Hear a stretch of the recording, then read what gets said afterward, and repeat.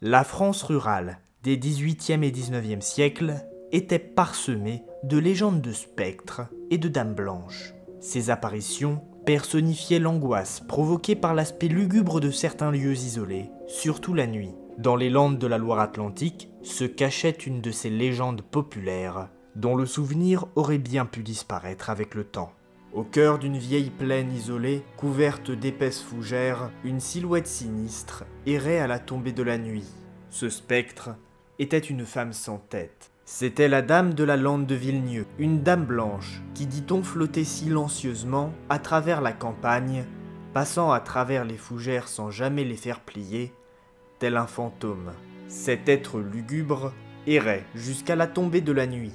Quand elle prenait le chemin du carrefour dit de la hutte de Brousset, arrivé à ce carrefour oublié, le spectre se figeait et attendait patiemment le coucher du soleil.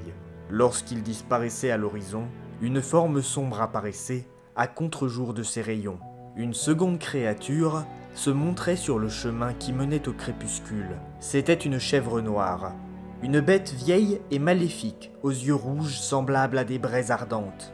La chèvre s'approchait du croisement, tenant entre ses dents un trophée macabre, la tête coupée de la Dame Blanche. La scène passait alors du calme au chaos. Le spectre s'élançait à la poursuite de l'animal, tentant de récupérer sa tête volée. La chèvre, agile et rapide, s'élançait en grand cercle, restant toujours hors de la portée de la pauvre damnée. Leur manège rompait la tranquillité de la nuit et attirait l'attention des êtres qui y vivaient. Ce spectacle piquait la curiosité des chats-huants, les chouettes hulottes, qui s'envolaient en poussant leurs cris perçants, et venaient se joindre à cette danse maudite. Le malheureux voyageur, qui se trouve à passer par là lors de sa promenade nocturne, se retrouvait immédiatement entraîné dans cette ronde infernale.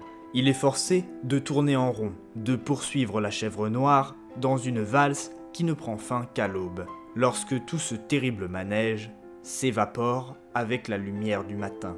La lande de Vilnieu retrouvait alors son calme jusqu'à la tombée de la nuit suivante. Les landes et les autres lieux désertiques et stériles ont longtemps été considérés comme des terres inquiétantes sur lesquelles pesait un mal inconnu.